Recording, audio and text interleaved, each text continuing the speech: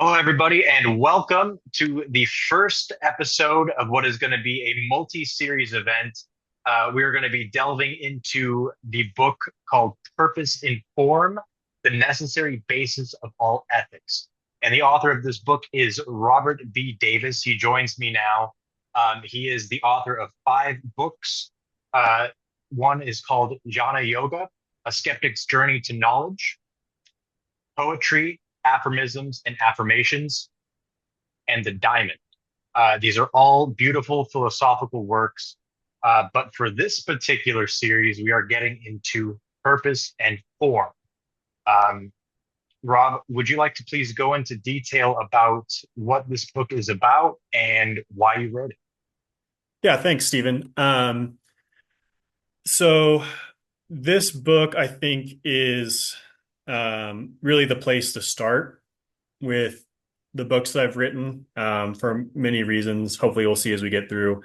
The book, as I would say it concisely, is a full consideration and reply to nihilism in its strongest form. So the goal of the book is to take an intellectual view, take a philosophical view, um, and take on the claims of nihilism, which I think are behind a ton of what we face today in the world, whether it's recognizable immediately or not. Um, so, and I think what I ended up achieving here in the writing of this book is finding a very powerful and I think conclusive case that nihilism is unacceptable and that there is actually a knowable answer on the other side as far as regards purpose, meaning, significance in life, all of which nihilism denies. And those are strong claims, but that's why the book is so rigorous in taking on nihilism in its strongest forms in the intellectual arena and saying, no, even here, it doesn't actually stand up if we look into it. So the purpose of the book was to defend, or even I would say even discover, because going through it, I wasn't. It was a discovery as I went. So I wasn't in a place where I'm like, I'm going to go back and defend what I already know. I'm going to look into this as thoroughly as I can. And I discovered along the way the fatal flaws of nihilism and the clarity of the reality of purpose. Okay, so who is this book then written for? So it's a stand against a nihilistic point of Hmm. view and way of thinking. So is this book specifically written for those that are within kind of the nihilistic mentality, that are kind of in maybe a spot of depression that has been brought on by other people that have uh, given them that type of belief system to hold, or do you think that maybe this is something that is also brought on by society itself? Yeah. So I hope that what I've done is accessible for people who, to whatever degree, have accepted the belief of nihilism. I My approach has been to write it in a way that um, I'm not pulling any punches. I'm not arguing against straw men. I really want it to be convincing to people who are open to the discussion. Now, if someone's just dogmatic about what they believe and they're not going to listen, then there's nothing I can do about that. But it is written, I hope, in a way that will be able to speak to people who are totally committed to the nihilist position. But as you said, it also speaks to a general problem in society. Um, and I think more people are influenced by nihilism than they know. And so I hope the book will be useful to those people in illustrating, hey, these beliefs or these mindsets that you operate under actually stem from this, and they're actually not supportable. And so it has a greater breadth than just people who are already committed to nihilism, or um, and even if you're not influenced by that at all, there are people in your life who are. And so it's a way of, I hope, demonstrating um, the intellectual approach to defeating nihilism, which is important because for many people, the intellectual approach is what brings about nihilism. It's very powerful in the realm of mind, intellectuality, philosophy. It has the sort of the sway of the day. And so I think that's why this book is so important. Excellent, excellent. I'll go ahead and preface this as well. I did not bring this up at the introduction, but you and I have also known each other for several years, Yeah. and I personally think that you're an incredible person. You have fantastic morals. You're an upstanding guy. You're a virtuous guy, and so I can definitely see you as being one that would bring this to the forefront and seeing how this overly saturated intellectual, I guess, desire to uncover the truth in more of a scientific grounding Mhm. has provided a predisposition for a desire to turn away from, um, I guess, metaphysical aspects of life into more of a nihilistic way of thinking that life is very finite. Would you Mhm. like to go? Could you go into detail about that as well, and maybe bring up some other authors that have uh, kind of guided you along the journey into making this book? Mhm. Yeah. So as you said, we've known each other for several years now, and you've probably seen change in me as I've seen change in you. And I would say I was writing this book in the background of that, and I think all of our core friends have, in a way, experienced the positive changes that have manifested in my life from coming through these things, and then spread out to you guys as I was not directly talking about it, but um, going through the journey. It sort of had its effects on our friend group. And I think we can both see that and attest to the fact that there's something valuable here and hopeful, and that we're both happy that with what it's done for us. As far as Absolutely.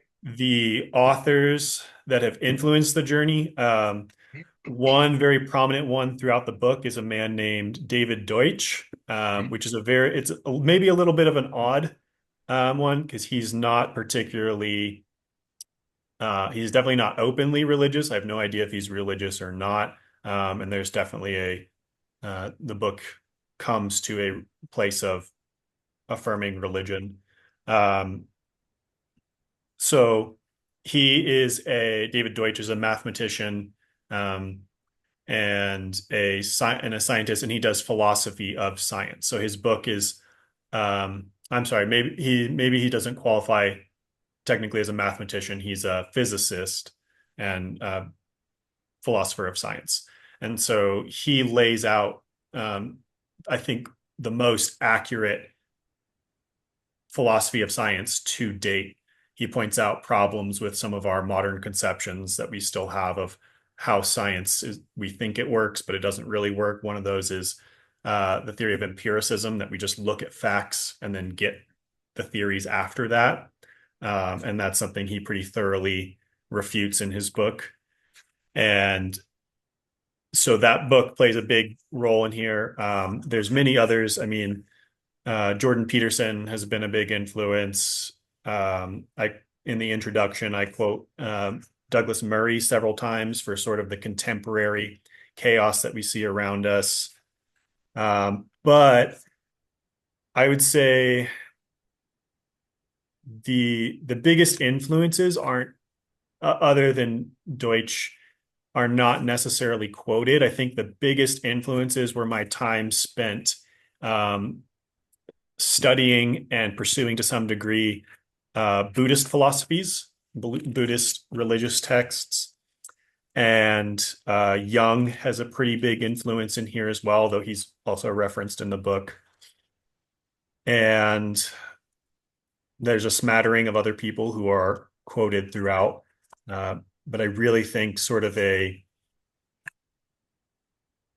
meditative mindfulness arena has had a big effect on it. And then hand in hand with that, an approach that centers on phenomenalism of just paying attention and regarding as significant and worthy of inquiry your own experience, which is not at all to say that I support a standpoint epistemology or anything like that, or saying that your own personal experience is sacrosanct. None of that.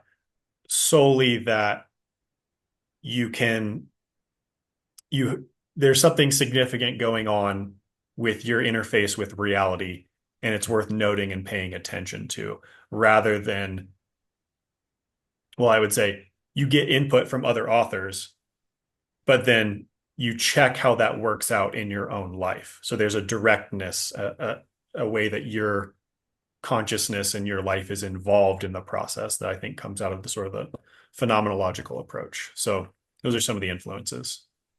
Now, and I wouldn't even say positive influences, which is what you've just labeled. But if I remember correctly, it's either in the introduction or in chapter one.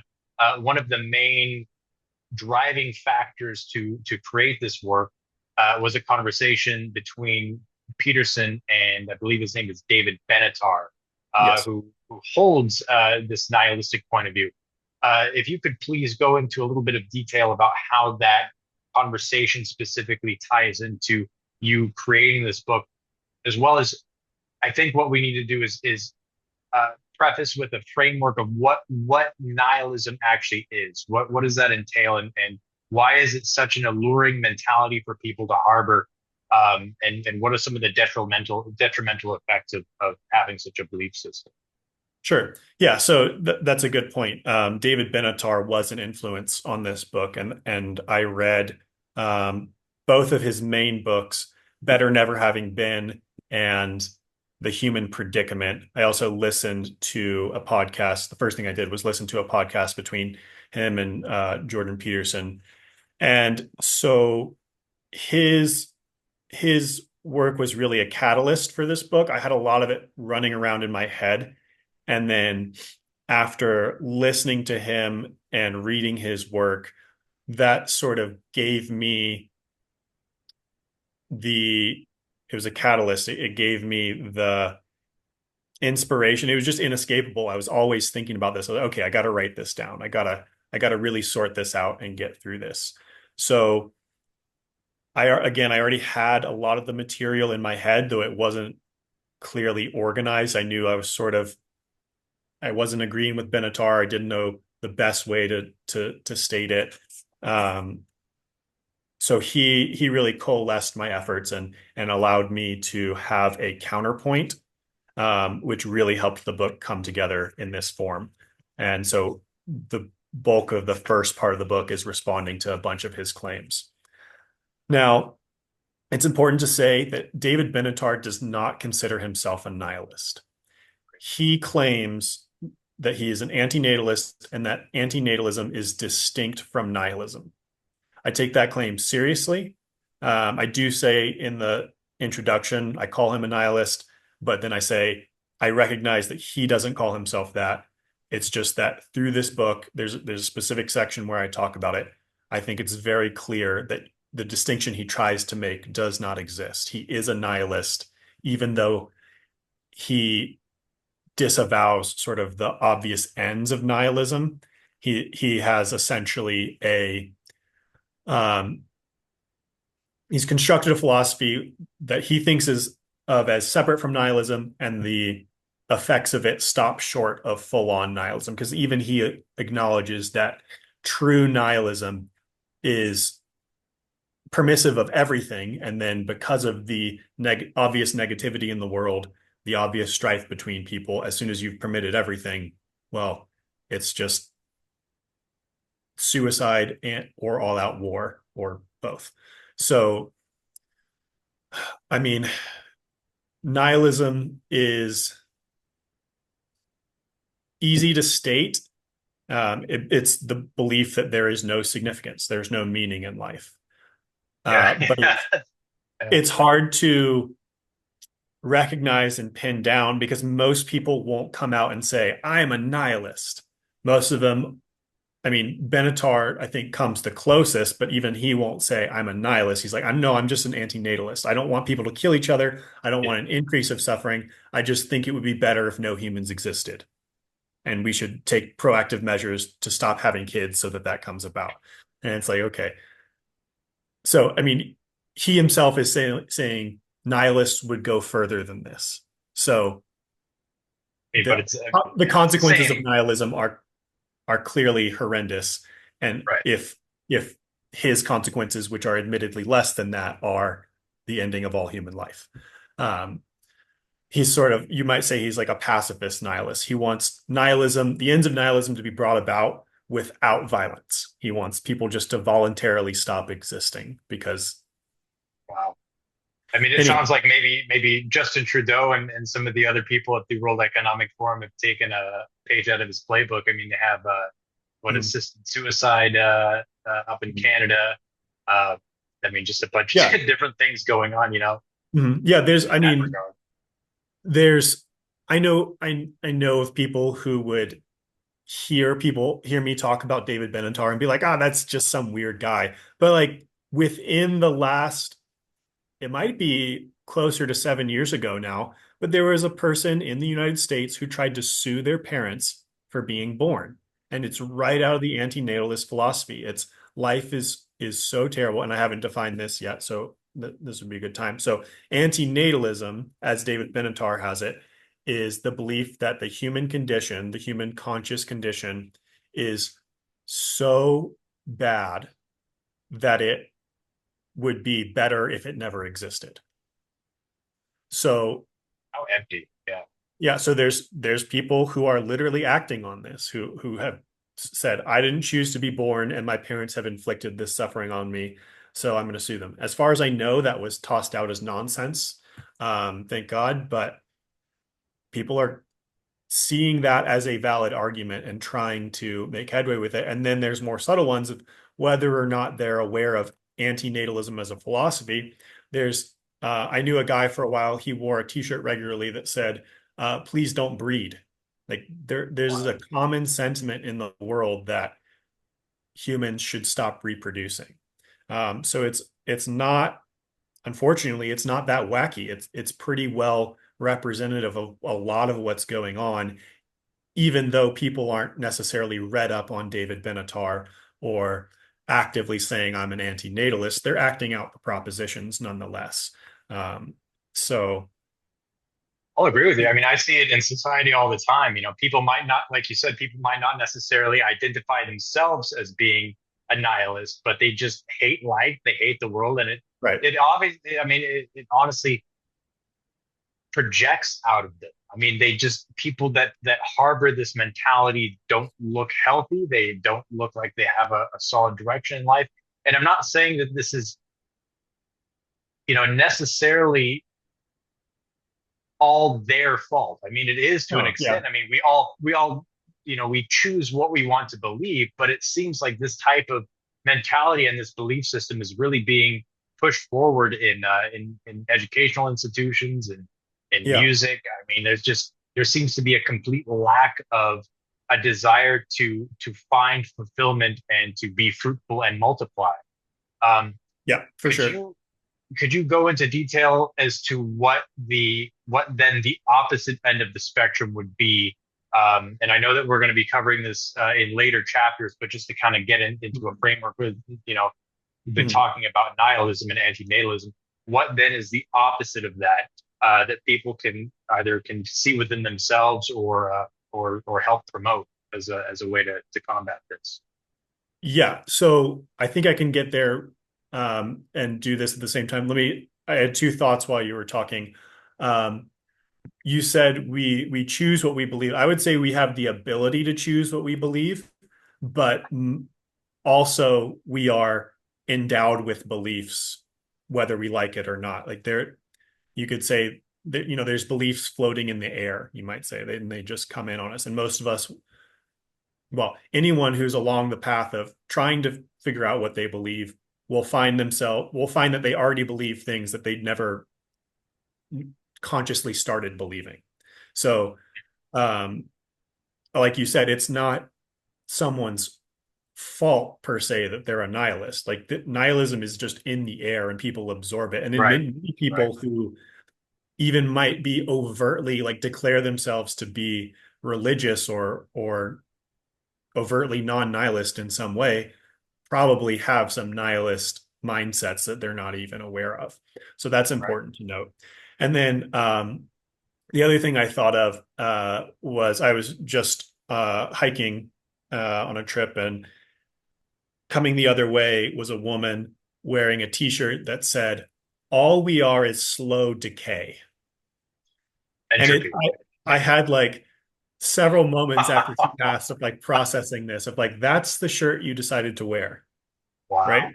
And In and nature. Yeah. and that's, well, yeah, in nature. Well, there's okay, so I mean, you can look at the natural world and you see that life springs out of decay, and decay is sort of the, in a way, a foundation of things. So there's this whole train of thought in my head, but like you were saying, like people ooze this, people project it, like Mhm. regardless of how much that person thought it through, they went out that day with a placard on them that declared their view of the world, that everything is death and decay. Um, so, and I think that's a pretty good emblem of nihilism. Oh, and then if you were super technical about it, and if you had this, like trying to defend nihilism, you might make the point that nihilism isn't necessarily negative, or at least not necessarily angry, vengeful, that sort of stuff, which I think is true in the realm of theory.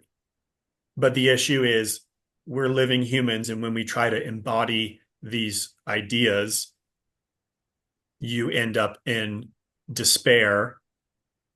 And then once you're a despairing human, you tend to get angry. So Right.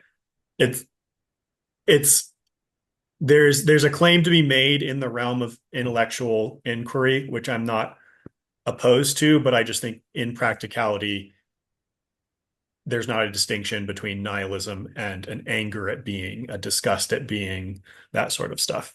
So, all that being said, what's the other side of it? Um, and I'll say, as I've said, like the book ends up in a religious place. I take time to define what I mean by religion. Um, but the opposite is a belief in the significance of life. And in order to get to a belief in the significance of life, you have to believe that significance and meaning exist. And I think, and what we go into in the book, and hopefully we'll show, there's not a way to get meaning and significance that is solely grounded in yourself. It has to, like, by definition, meaning is beyond yourself. Because if you're the source of meaning, but everything including you is meaningless, then your own imagined meaning is meaningless. Like meaning has to come from beyond you. So if there's a source from meaning beyond you, and that source has to be real, true, uh, like it can't be a figment of your imagination, then there's real meaning beyond you, and that leads you down a certain road. Like you end up having to be in communion with meaning that is not from you. And I think that clearly leads to a religious worldview, meaning a worldview that is based on your own need for this meaning that's beyond you, and also your own indebtedness to, again, something that is beyond you to provide that meaning. Um, and as I say in the introduction portion of the book is not meant to lay out nor defend any particular sect or set of organized religion. It's not about, therefore, you should join this church, or even therefore, you should join. Well, I do make the case that Christianity has a strong reflection of these truths in it, and I think stronger than most others. But it's not even necessarily saying, therefore, be a Christian. So the approach, again, I try to keep it as accessible to someone who is in that nihilistic frame. And odds are, if you go up to them and just said, hey, Jesus is Lord, join the church, like that's going to do nothing for them. And that's not even the place that I would have been in while I was writing this book or starting to write this book. So the other side is a view of affirming significance and meaning.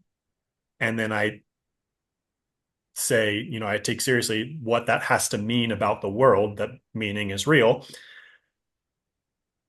And that leads you to a religious place, but it's not a book about trying to win converts to a particular religion. It's really just a book about what's real in the world.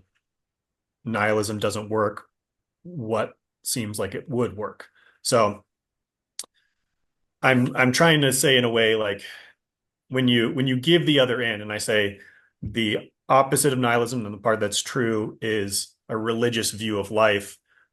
I come out of that world, I know that's going to cause a backlash and people are going to be like, ooh, no, like you just want it to be that case and you're just trying to push religion. You started with this goal and you're at the end.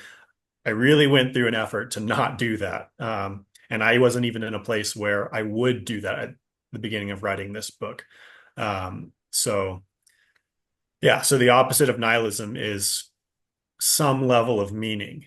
And in the book, I make the case, and I believe it is the case, that if there is any meaning at all, meaning has to be infinite. There's no such thing as finite meaning. It cannot exist. Again, that's a big claim, but I think it's proven in the book. Excellent, excellent. And before we kind of touch on what infinity is or how you would probably describe that connection, I do want to kind of go back to the religious aspect. In that, do you think that, I guess it's somewhat of a paradox in that, you know, the nihilistic mentality and worldview comes from a lack of being able to see anything beyond yourself. But it takes one to really get within oneself to fully understand what purpose is. And so, correct me if I'm wrong, but even the book title "Purpose in Form," I mean, you are the form that the purpose is then coming forth out. And I don't know if you would agree with this or not, uh, but I think that's also why a lot of governmental institutions are so hard on Christianity in particular, is because it does allow one then to develop that personal relationship with God and embody that among their peers, as opposed to then relying on an external institution or faction to derive that purpose and fulfillment from. So it kind of, not only does it allow the individual to have that sense of purpose, but then they can then share it with others, that then kind of removes the power outside of other groups of people that wish to be that power. Do you think that there's any truth or merit? Yeah, definitely. In near the end of the first part of the book, I actually have a specific part where I talk about politics and that sort of dynamic. I think that whether or not people are, conscious of that sort of animosity or jealousy or whatever you might want to say, um, especially today, there are people who treat politics as the highest value in their life, and it becomes essentially a religious endeavor by definition. Um, and that causes problems. And so, yes, there is this interchange where do you have the religious in this place, or do you have is the highest thing you can imagine the political um, machinations of people? And when you do displace that and have a higher reality, as your highest commitment and your highest understanding, it does take some I mean, I don't think by any means it makes you apolitical, but it definitely takes some of the fire and the immediacy out of like this is the most important thing in the world, and the next whatever election is the be all end all decision of um so yeah, and people could have issues with that, and they could say, well, religion makes people care less about this world, which is an objection that I somewhat agree with and talk about in the book as well. Um, but I do think you were right about the paradox of meaning, because I would almost it's almost like a yin yang thing. Like you said, one side and another, and I would almost do the inverse, but they're both true. Like, yes, purpose is inherently within us because purpose is an infinite saturating thing. Um, but I don't think that you can introspectively very well look inside yourself and find purpose floating around somewhere. You're going to find your purpose acting out in the world, because not only are you you're a purposeful form, but you're in a purposeful formation of the world, and you're interacting with other purposeful forms, and that's where purpose Right. um, really comes out. And then, what was the other side to that? Um, don't recall, but the the other emphasis that you made, I would almost flip it as well, not disagreeing with you, but just saying like you can look at it either way and see it there. So Right. And looking at kind of the desire for, let's say, a governmental institution to encourage people to be non-religious and to be nihilistic, kind of ingrains a defined viewpoint, right? It's not necessarily, yeah, it's not yeah, right. yeah, Yeah. Yeah. yeah. It's, So it's, there's the sorry, but no, go just ahead. Go ahead. right on that point. I mean, that's an important point for people to make, not necessarily connected to this book, but just in general. Like the there's sort of a habit of thinking, oh, we have the value, we have the valueless, like the value neutral and perspective neutral take on things, right? So the best way to be is neutral in cases of religion and affirm all religion, and the best way to be is, you know, whatever. There's a list of things that people think this is the best way to be, and it's like that's a value laden point of view. So this government idea of like, you know, don't be a particular thing. It's like, well, you're asking me to be a different particular thing, right? Right. Yeah. Right. Just one without the other Yeah. particular thing. Like there's no time that Yeah. you're not a particular thing, and there's always a value that's leading you to choose one of those things or the other.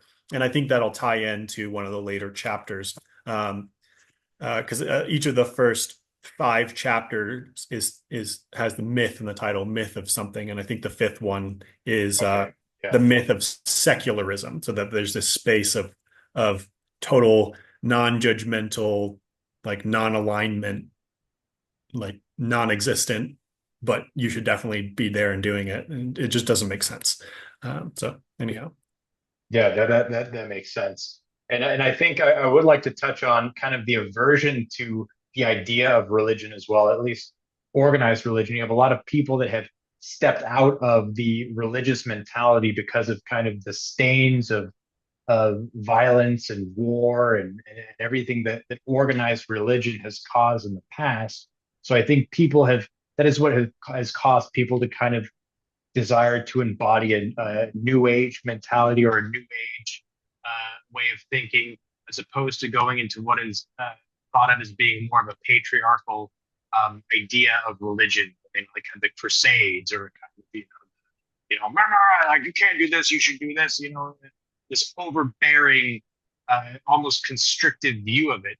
When, if I'm not mistaken, your view on it is more of an infinite uh, standpoint, in that your case throughout the book in proving the infinite presence of God is the uttermost, very foundational truth of all existence. Yes, yeah. So, um, as I said, I'm very sensitive to that point of view of the aversion to organized religion, even religion in general. Like that's how I grew up. I was against religion. I had believed all the normal things about it. Um, so I understand the resistance and the skepticism around it. So I try to do that complete justice in this book. And and again, my case isn't the title of my book isn't this particular religion, the necessary basis of all ethics. Um, it's purpose and form. And the reason why my methodology of going into it, of taking this point of view of saying, I'm not settling for a dogma. I'm not settling for what people should want me to believe or even what I should want to believe. I'm just going to try to investigate as best I possibly can what is said and what makes sense. And Yeah. so that leads me to this conclusion that there's purpose and form and what purpose must be and the entailments of that. And I hope the way that that ends up being presented then is something that while it's certainly a dense read and it's geared to people who have the intellectual spirit and drive, um, it's geared towards those people, and I think presents something that is like you can't escape this. That's why I say it's the necessary basis of all ethics. Like either if you want to say no ethics, then okay, but then why are you talking to anybody? But if if you're think that there's ethics in the world, I think you can't avoid purpose and form. And so essentially the book is supposed to get to that point and to some degree leave it at that and just say, look, make this a core of your worldview. And then whatever happens from there, as long as you're building off that, you're probably going to be okay. Um, so that's really the approach and goal again of just like I'm not trying to push a particular religion. I'm not trying to scare people out the gate with saying you got to believe in God. It's just like look into things and we'll do it together. We're going to try to refute purpose and form. Like I go into it not from the point of I'm going to prove this and ignore strong counterproofs, but I'm like I'm going to look at the strongest counterproofs. I'm going to try what I find. I mean, I did an investigation, and if I had found that life was purposeless, that I didn't have a good argument, I probably wouldn't have written the book because I would have just been depressed. But I was going to go with what I found. And I think if people will read the book and entertain the arguments, I think it's pretty conclusive. As I said before, nihilism doesn't work. And I'm not just saying it's not true because it doesn't work. It's just not true. And that also means it doesn't work. And the good news is there's something that does work and something that is true and that truth is real. So um yeah, so I the people who are averse to religion, organized or otherwise, again, I hope I'm reaching them with this book. And I hope that the approach that I take, I've constructed it to be amenable to those people with that mindset. And I think even despite all that, even taking all those precautions and saying, I'm not going to start with any presumptions.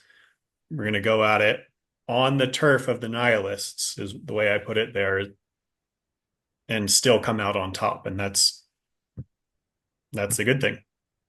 So that's incredible. And I do want to, before we go into what got us into this point of this nihilistic mentality of going from this dogmatic patriarchal sense of religion, and then how that kind of evolved. I do want to go ahead and say that what you've done, as opposed to other people, I think that have tried to refute certain ideologies or beliefs, is you've actually gone in and learned what the opposing viewpoints are. You've read their works, you've read works by Benatar, you've almost gone in to look at it from a rationalistic point of view. Okay, this guy seems, or he's at least speaking in a sense of rationality, but what he's talking about is gibberish, to an extent. So Yeah. a lot of people don't do that, and I do want to commend you for that, as opposed to just saying, okay, well, he's completely wrong, and I'm just thinking about what my counter argument is to say that I'm right. You've actually taken the time to listen to what he's had to say and other people like him, so that you have a more solidified foundation to then bring your argument up as to why that way of thinking is wrong. So I do want to bring that out and commend you for that. Um, in the book, I believe even in the introduction, you talk about how we have transitioned from the dogmatic religious way of thinking, and then there was something that occurred to kind of bring in this new idea of nihilism. What was that? Well, in broad strokes, it is what Jordan Peterson talks about and cites Nietzsche on it as the death of God. And there are better sources who can talk about the intricate history of it, but around the time of the Enlightenment, we all sort of, I think, have inherited the modern story of, and I think Douglas Murray says it, or no, I think it's Jonathan Haidt that I quote as saying it this way, but modern people have sort of been taught the history as there used to be religion in control of everything. They were superstitious and they were against reason. And then the Enlightenment came along, introduced reason as their highest goal, and then everything got better from there. And we waved goodbye to all the religious dogma and that sort of stuff. Uh, I think many people see the fact that that doesn't hold true in reality because there's so much dogma that exists outside of religion. Um, Right. but that is the general conception that we had, and it's true to a certain degree. It's definitely true that people look at the religious past as nothing but dogma, um, nothing but superstition, and that's sort of what we're encouraged to inherit.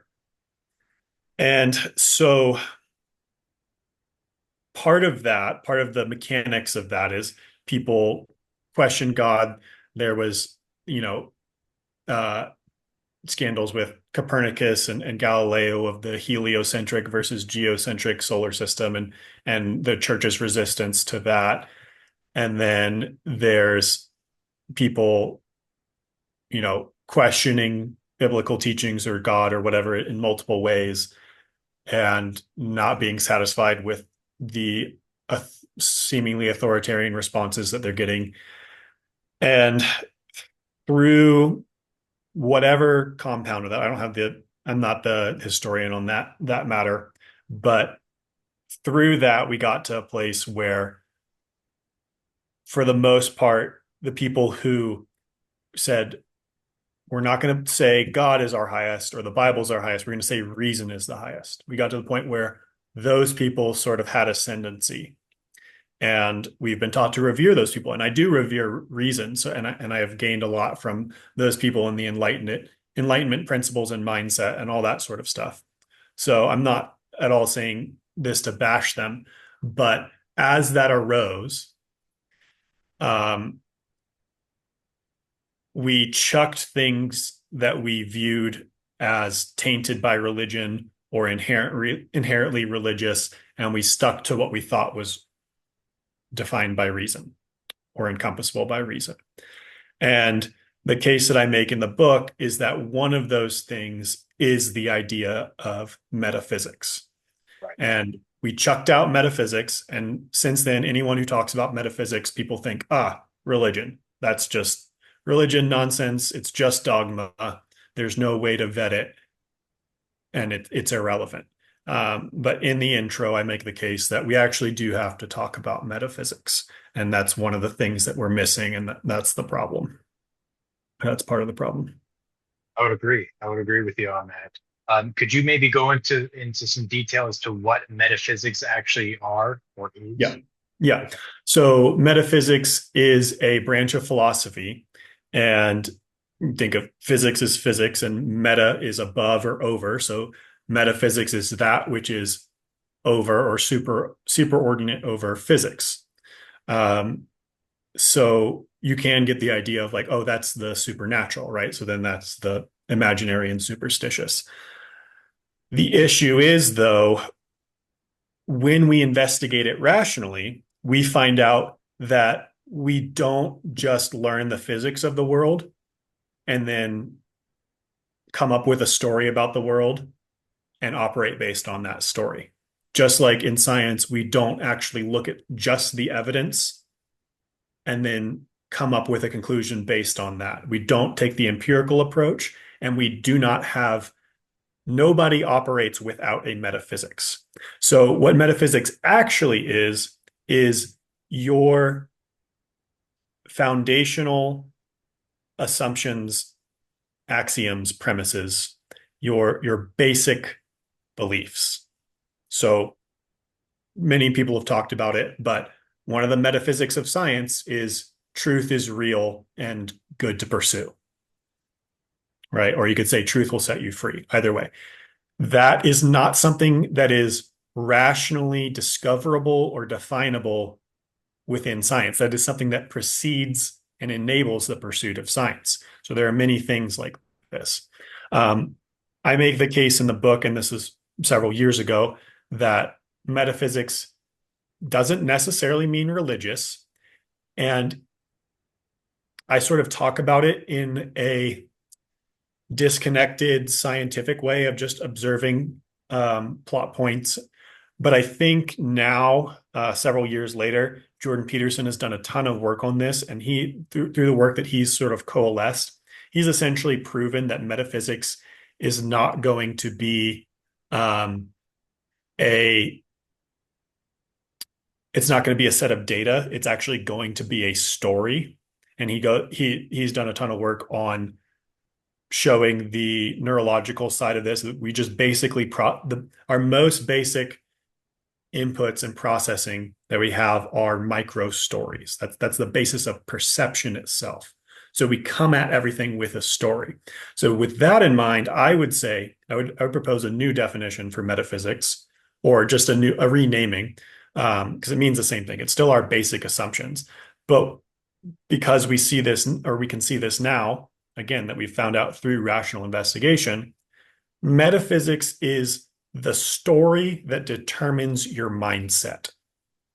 Thanks. Everybody has a story that determines their mindset. Some people's may be incoherent and fragmented, so they don't actually have they haven't made it conscious, so they don't have a coherent story. They might have pieces from different stories, but inherently, if you want to have integrity, um, you need to try to figure out what is your, even beyond just changing it, what is the story that is preceding all of my attempts, presumptions, actions. And I think it is going to be in the form of a story, but that's not a case I make in this book because I was unaware of that, those evidences. But in either case, the point is metaphysics is our basic assumptions. And Okay. once you phrase it like that, it really isn't that surprising that we need to talk about our basic assumptions, because that determines so much, determines our mindset, and everything downstream of that, which is pretty much everything. So it still holds that we don't have to view this as religious or dogmatic, but we do have to realize that we have mindsets and basic presumptions, and we should probably be aware of what those are and how they direct us. You're right. Well, first I'll go ahead and say that I think that was the natural aversion to metaphysics, was the belief that this was kind of a wishy-washy thing. It Yes. wasn't. It's not tangible. It's not something like 2 + 2 = 4. It's not something that you can Yes. use the scientific method to break down and to discover what the truth is. But honestly, I think that at least in your work, you do break it down through reason. You break down something that it was perceived to be as intangible and bring it forth as being tangible. And for such I'll use a bold term like irrefutable, for example. Yeah, Um, I mean, I think it is yeah, irrefutable that we have, like, it's irrefutable, like we were talking about earlier, it's irrefutable that you have a mindset, that you have a particular position. You can't be a person and at least talk to people and not have a position, whether you're aware of it or not. Um, but and where does what that you, come from? You know, right, and what you were talking about of the, not being able to define it, that is a strain of the enlightenment mindset that was a miscue from the start. Is the Enlightenment started with the ideas of empiricism, which we talked about a little bit already, and positivism. And positivism was basically the belief that if something is not measurable, it is unreal and or unimportant. So, like you said, this wishy-washy behind the scenes story that people probably just made up, that's definitely not scientific because it's not positive. It's not something you can put out, delineate, and measure. And so um, I think the appropriate approach is once we recognize that, oh, yeah, that's actually something we have to pay attention to, something that is real and has real effects, even though we can't quantify it per se. Um, we can, again, make it conscious and explicit. And by that means, reflect on it and analyze it from a more or less scientific point of view. And, it's not chemistry, it's not biology, but you can still look at it with skepticism and you can still look at competing stories that other people have and say, is one more rational, more reasonable than the other? And there's a paradox in it, but science doesn't escape this paradox because they just accept the paradox and go with it of, well, I'm evaluating it while I already have it, but it's the scientific mindset that wants to skeptically evaluate. But then if you're looking at the scientific mindset and skeptically evaluate, well, yeah, you're still doing the scientific mindset. The issue is just, we want objectivity in science, which is good. There's this issue here where you're not going to actually be objective in that sense. And so that causes people problems. So that is an issue, or it causes people queasiness, I would say. Like, that doesn't seem quite scientific. But so I wouldn't go as far as to say that it's a science per se. Um, but it is, we do take the scientific method, or sorry, the scientific mindset to it and say, let's examine this and do it with a way that can, because people can change their mindsets and people can change their metaphysics or their grounding story. There wouldn't be a point in writing this book if it wasn't. So again, that gets you out of the dogma thing. It's not just a accept one or the other blindly behind the scenes, whatever, because your favorite person accepts it. You can actually look at it rationally, even though, like, yes, you have to have the mindset to start out that looking at things rationally is appropriate, skepticism is appropriate, pursuit of truth is appropriate. So there's sort of a bootstraps issue there of like you have to have those, but if you don't have those, then there's no point in talking to you anyways. So, and most people do have those. So you believe in truth, you believe in examination, observation, and improving yourself and changing what you believe based on the truth, then that's a good chunk of the scientific mindset. And you can take that to the metaphysical presumptions that you have inherited or accepted, however consciously, and be critical of them for the purpose of not just destroying them, but trying to make sure that they are truthful and accurate. yes, and it does take a level of awareness, and I guess, self-awareness to be able to realize where you are in your way of thinking and then to get out of it. I mean, we always hear about people in third world countries that are living in immense poverty, but because they're among family and they're grateful for certain things, I mean, they are generally happy as opposed to a lot of people here in the United States that have material wealth and they're surrounded by shiny objects and fast cars, but then they're also taking something external like a pill to then make themselves quote unquote happy. And ultimately, it is a shift of that mindset, of that Yes. perception, of that lens that you have over you. Of if you're harboring this thought of life is meaningless, people don't need to be alive anymore, there's no point in any of this, uh, then your environment is going to directly reflect that. And then you're more likely to engage in certain activities that are going to reinforce that level of thinking, like drugs, or, you're going to do other forms of self-harm. So I agree that fundamentally it all revolves around uh, harboring a specific mindset. Yes, and I think it's important to emphasize that again, there's not a neutral mindset. Hmm. There's not like the general claim is prior to this sort of discussion, it is sort of to assume that you have a neutral mind, like as a scientist, you have a neutral mindset, then you look at the data and then that affects your mindset and that like Right. gives you a mindset afterwards. That's not how it works. So the people who are within nihilism, obviously they have their mindset. Right. And yes, that Yeah. obviously has effects.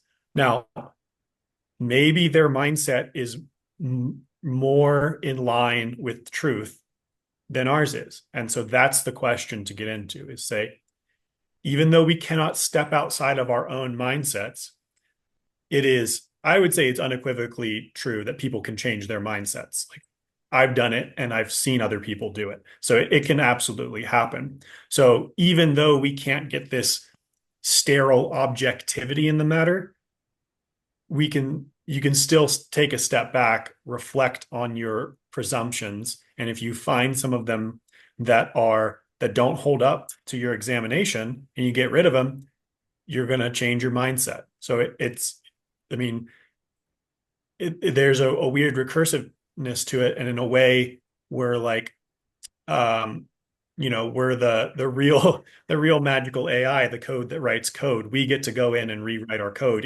to a certain degree. um so yeah, Neuroplasticity. yeah. Mhm. Right. And again, you're right. Nothing is no point or I guess what's the term I'm looking for here?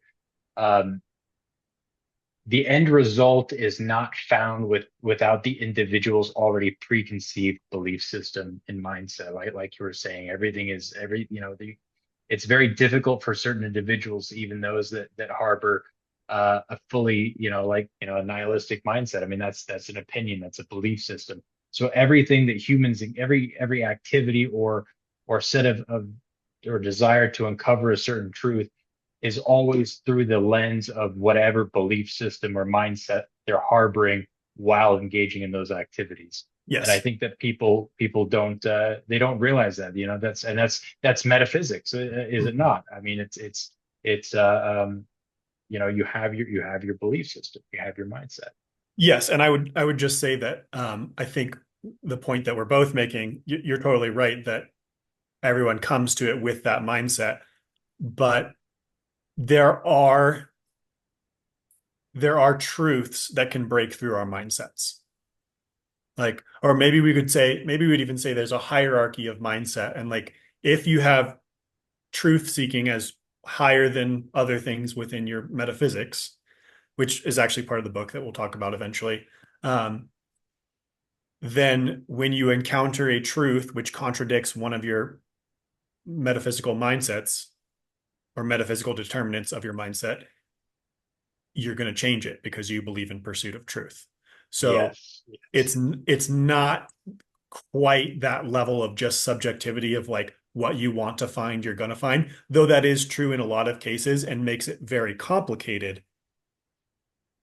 it's also true that there are truths that break through, Right. that reach us even despite the lenses that we have on. So that's part of Yeah. the good news. And I hope that people then that people, have that ability to let go of those internal dogmas, those belief systems, to allow that truth to penetrate in, to be discovered. I really do. I think Right. that's a big thing that we're facing right now, is a lot of people just don't, they're so tied in with their way of thinking, that they're unable to accept something that very well is the truth, for a Right. fact, Right. And and yeah, that is one of the key issues. And that's in if you state it in metaphysical story language, that's, are you willing to sacrifice yourself for the truth? Are you willing to die for the yes, truth? yes, are you willing? Right. Yeah, yeah, yeah, Because if yeah, this is a part of your identity and you have to get rid of it, that's part of you that's dying, um, right. for the truth, because you think, well, as much as this sucks, I believe in the truth and I want to be in line with the truth.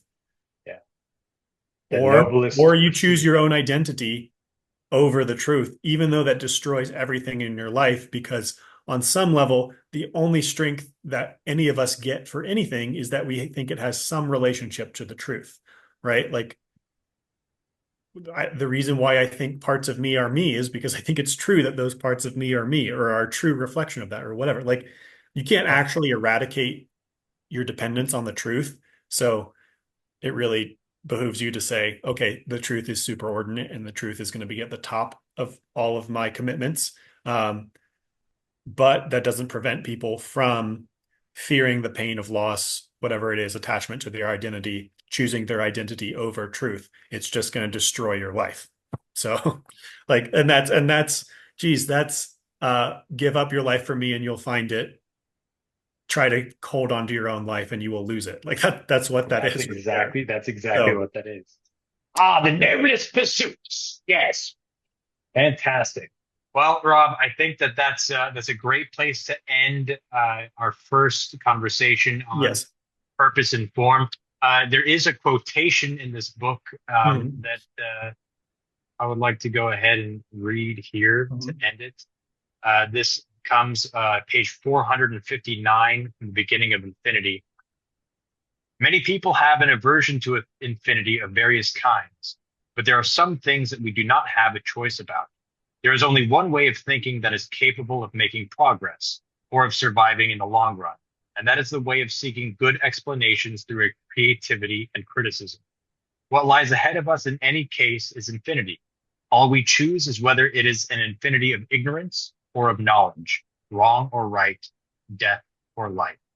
And again, that comes from David Deutsch, The Beginning of Infinity, page 459. And Mhm. that quote does encompass and lay out the very foundation of what you're trying to accomplish in your work here. And Mhm. I think this is a very excellent first conversation. Rob, do you have any closing comments that you'd like to leave us with? Um, I would say I would just like to emphasize, I in many ways am the paradigmatic like child of modern times. I grew up essentially atheist from a young age. Sometimes I would say agnostic. I grew up with the aversion to religion. I grew up with the worship of reason and rationality. So, and I'm a huge fan of skepticism. My first book is like, I think, the ultimate journey in skepticism. That's another way to say it. Um, so I I really think that my work reflects that. I think it captures that. And I think for people, who come in and maybe they're like, all right, I'll give it a listen. And then they hear us, using the word God or quoting the Bible or whatever it is, and they're like, these freaking guys, trying to pull a fast one on us. Yeah, yeah, And if that's what you believe, that's what you believe. But I I would not have been able to become who I am now in pulling a fast one on myself. Like I was the kind of guy who looked extremely closely for all of those fast ones and be, I'm not going to accept any sort of dogma. I'm not going to accept any sort of just dictation. I'm super disagreeable and super anti tell me what to do. Like I've gotten better at it, but usually almost always my impulse is do the opposite when someone tells me what to do. So my books, including this one, I think are written for um, people who have those patterns, and I hope to reach them. And so I would say, if that's you, if you're skeptical, like when I listened, the first thing I did with David Benatar, I heard him with Jordan Peterson, and for the most part, I was like, yeah, I agree with Peterson, but I still went and read his books. That's that kind of commitment, I think, which comes out of the rational commitments of saying, I'm going to look at the disproof. I'm going to look at the other side and try to understand it as best I can. And so I would challenge you to take that, to read my book and see for yourself if I pulled a fast one, and let me know, because I would like to know if I'm relying on something that's flimsy, because my goal is to not rely on only things that I can be super certain about, at least for the foundational things. So, so it's a Well, challenge for people, but I hope I meet the challenge. and it's neat. I mean, discourse is needed, conversation is needed, conjecture is needed. I mean, that's how we grow. That's how we Mhm. that's how we discover the truth. Mhm. Um, so people can find your book, Purpose in Form, on Amazon. Yep. If I'm not mistaken, they would have to specifically type in Purpose and Form and then your name, Robert Davis, in order to discover the title in the Yep. search box in Amazon. We're also going to apply a link in the description below.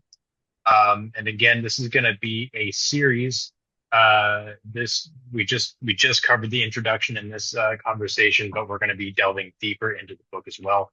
Mhm. And then if you enjoyed our conversation, and you have any questions or comments for myself or for Rob, please go ahead and comment down below, and we'll get to them as we go throughout the conversation and the series. Well, Rob, it's a fantastic time talking with you as always. Yep. Thank Mhm. you for joining us, and we'll see you on the next one. All right. Thanks a lot, Stephen. All right, of course. God bless. Thank you.